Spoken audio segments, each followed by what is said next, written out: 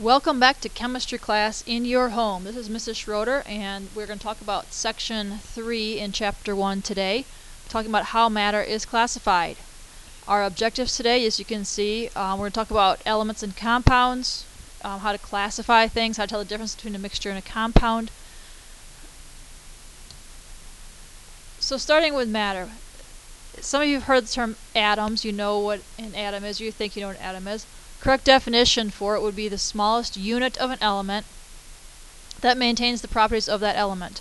We'll talk later in the year about what things atoms can be broken up into, because it is composed of other things that make up atoms, but things like electrons and protons, they don't maintain the properties. They have different properties than the element has.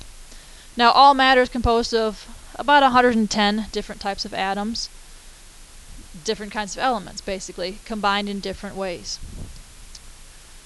So how do we classify matter? All matter is either a pure substance or a mixture.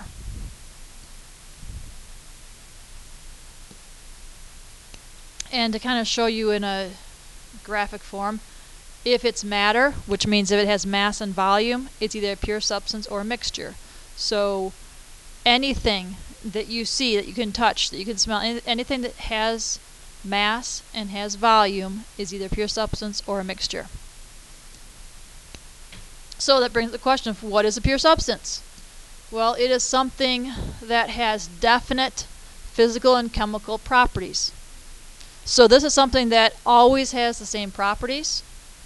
It always has the same boiling point, the same melting point, the same density. It has the same reactivity to oxygen, the same flammability, no matter what. Doesn't matter what size of a piece of this copper I have, it's going to have a certain melting point and a certain reactivity that it's going to have. We do use these properties to identify substances. So I can use something like density of an unknown and figure out what the substance might be. We've talked about that with our density chapter. But pure substances can either be elements or compounds. So what is an element? Something that is on the periodic table. Carbon is an element. We represent it as C. Oxygen is an element. Even though we represent it as O2, it is an element. Aluminum is an element. It's a substance with only a single element involved. Compounds are things that, again, they have definite properties, but it's a combination of different elements. CO2 is carbon dioxide. It has certain properties, it's always a gas at room temperature. You can freeze it and make dry ice at very, very cold temperatures. H2O is a pure substance. This is water. H2O2 is a different substance. It's a pure substance still, but that's hydrogen peroxide because it's a different formula, a different compound. It has different properties then.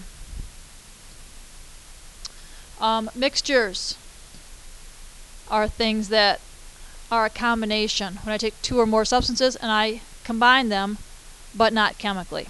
So I just mix them, basically. Take something and I mix it. The book talks about a glass of sweet tea. You've got the tea, you've got the sweetener, you've got the water. You've got three things in there. Alloys like gold. You've got gold, silver, and copper that make up this alloy. They have to do that because pure gold by itself is too soft. It doesn't make good jewelry. So they add other things to it.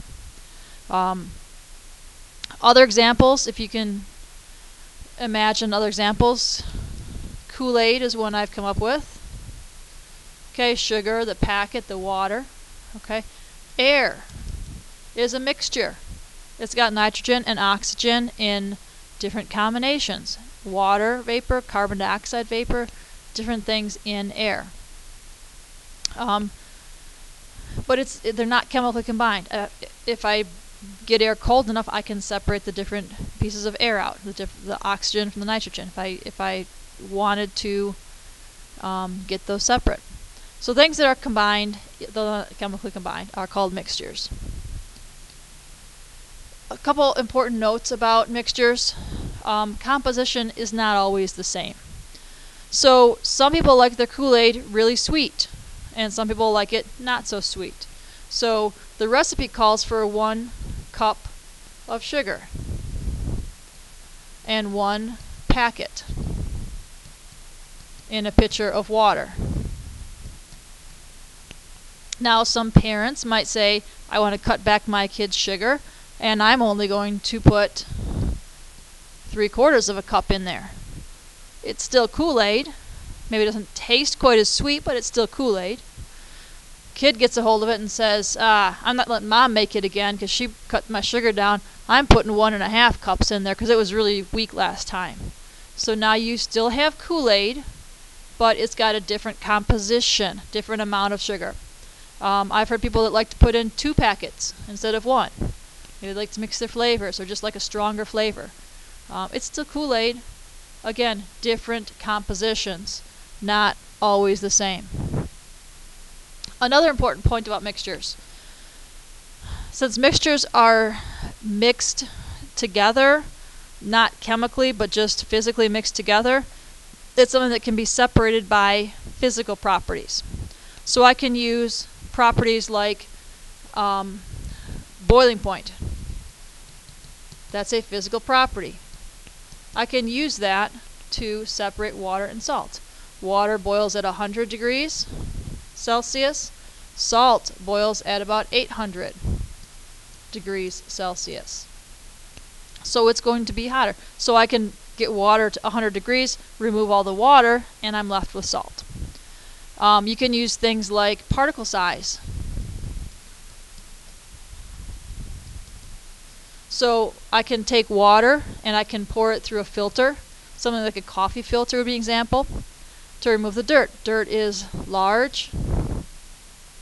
Particle size, water is small. Basically single molecules by themselves. Where dirt, they're stuck together. So they're very large.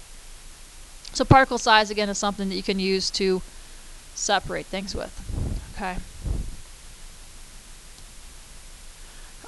At this point, if you were in class, I would have you break into small groups. So since you're not in class, I'm going to break you into groups depending where your rows are. If this is the room as I'm looking at it, over here is my desk.